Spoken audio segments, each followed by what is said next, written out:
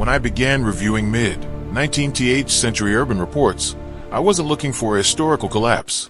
I was looking for continuity, progress, the usual explanations, accelerated industrialization, demographic expansion, new drainage technologies, sanitary reforms, everything the textbooks repeat without question.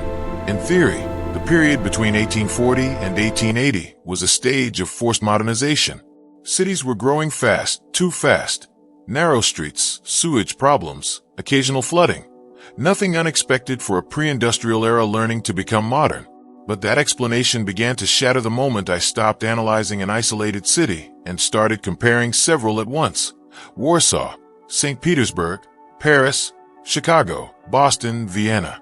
Different languages, different governments, different climates, different political histories, and yet, the same phenomenon appeared time and again with haunting precision. The buried floors. Between 1840 and 1880, all these cities reported massive street-raising projects. These weren't small corrections, but entire meters of compacted earth, added or displaced, enough to bury doors, windows, and in many cases, entire floors of buildings that remained in use. Documents describe it as routine, almost boring. Regrading, urban leveling, sanitary improvements. But early photographs tell another story. Early daguerreotypes of Warsaw and St. Petersburg show scenes difficult to reconcile with the official narrative. Workers digging downward in front of intact buildings. Scaffolding built not to raise walls, but to reach entrances now situated below street level.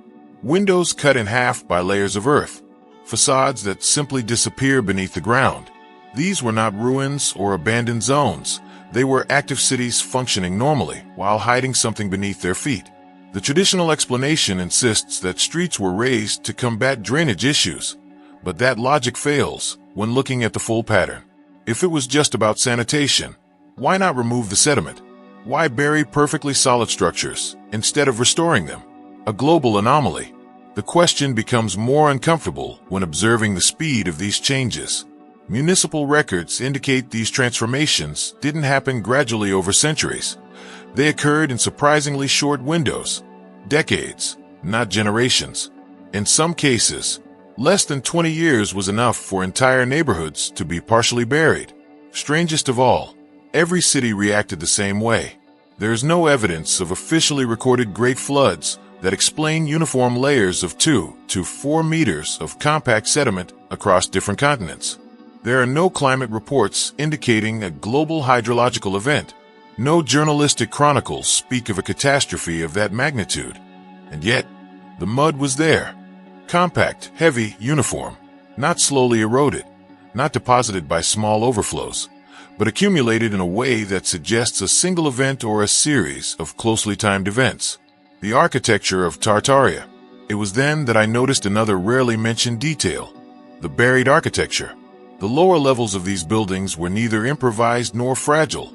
They were, in many cases, more solid, more symmetrical, and more elaborate than the visible constructions above them. Monumental arches and stone walls, carved with a precision difficult to achieve with documented mid-19th century tools. Chicago, 1850s engineers left brief notes mentioning unexpectedly deep foundations. Paris, during urban alignment works, pre-existing structures not accounted for in records were logged. St. Petersburg, drainage excavations revealed underground chambers that appeared on no map. Always a line or two, never more, as if no one wanted to dwell on the matter. The official narrative says these lower levels were designed as basements, but that doesn't hold up to physical analysis. The proportions of the windows, the height of the arches, the exterior ornamentation, none of that corresponds to spaces intended to be underground. They were main floors, subsequently buried. The unearthing operation. This is where the pattern becomes impossible to ignore. Cities didn't excavate everything. They cleared access points, cleaned entrances, and removed just enough earth to make the streets functional again. But they left entire floors sealed, covered, and forgotten, rewritten as lower levels.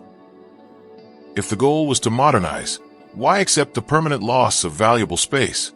If the problem was sanitary, why not fully restore the structures? A coherent answer emerges only when observing subsequent behavior. Every time one of these ancient layers was exposed, the process was the same. Quick reconstruction, modified facades, and ornamental elements removed or covered with simple brick. Substitution, not restoration. At this point, a term began to appear indirectly in my sources, Tartaria. Not the exaggerated version circulating on the internet today, but an uncomfortable, architectural, technical mention.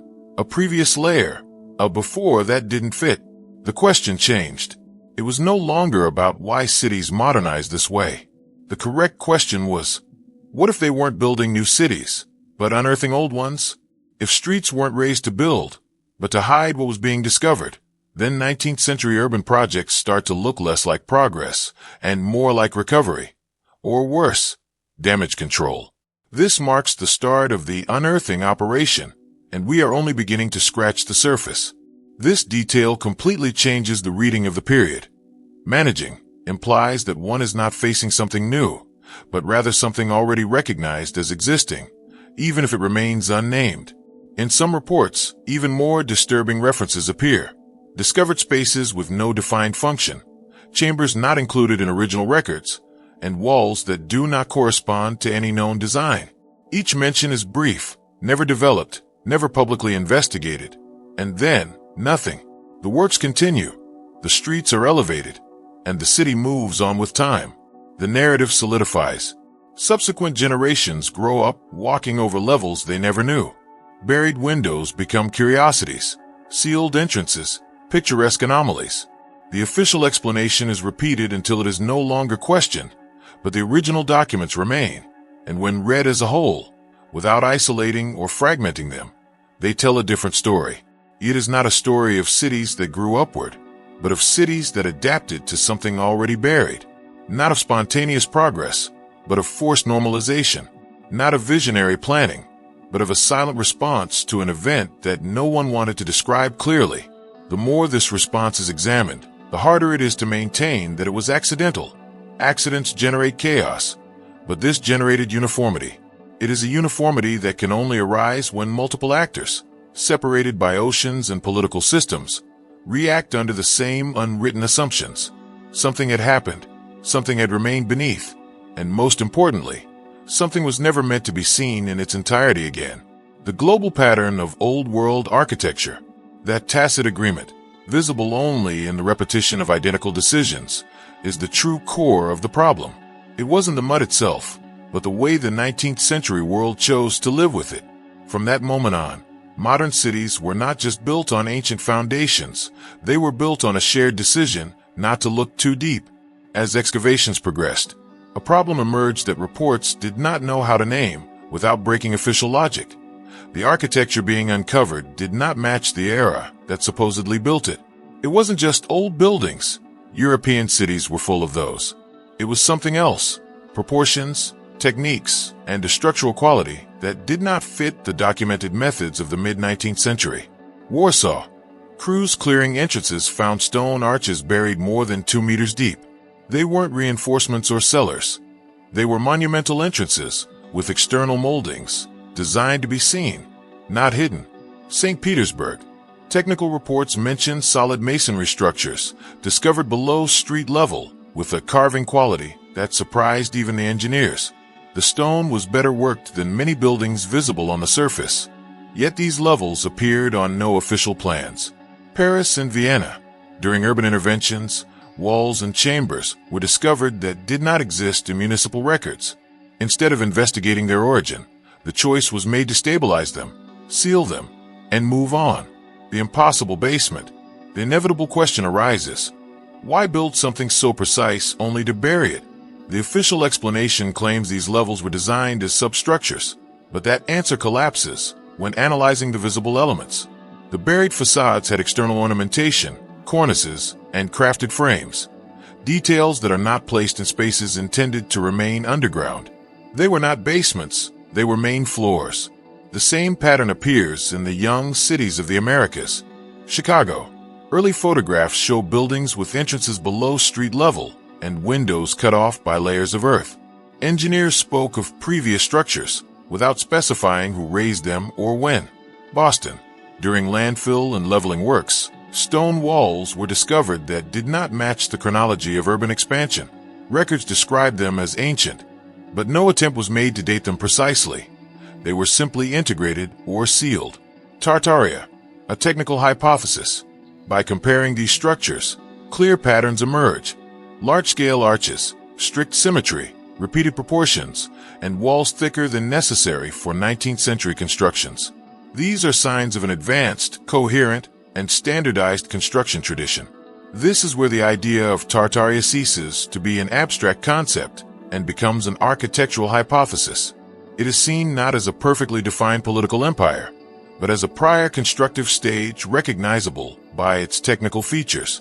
What is now called Old World architecture always appears in the same place, the buried layer. It is systematically different from the style that covers it, more solid, more uniform, and less experimental. A systematic replacement. If cities were excavating and finding architecture that did not match their documented history, they had two options: investigate and rewrite the chronology, or adapt the city so that the architecture was no longer visible. They chose the latter. Buried levels were sealed, facades modified, and ornamental details hidden behind simpler claddings. The new urban style was imposed over the old, not as an evolution, but as a replacement layer. The absence of public debate is revealing. In an era where archaeology was booming, these structures were treated with administrative indifference, not because they didn't matter, but because they mattered too much. To accept them was to accept that urban history was incomplete. Conclusion: living on two stories. Since then, walking through a modern city means walking over two superimposed histories. The visible one, carefully documented, and the buried one denied.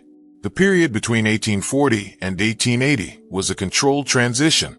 Cities didn't act like they were creating something new, but like they were adapting to an unexpected inheritance. The unearthing operation left no official proclamations, but it left something more lasting, a new ground level from which to tell a filtered history. We walk on cities that do not start where we believe they do, built not only with brick and stone, but with the collective decision to never look back.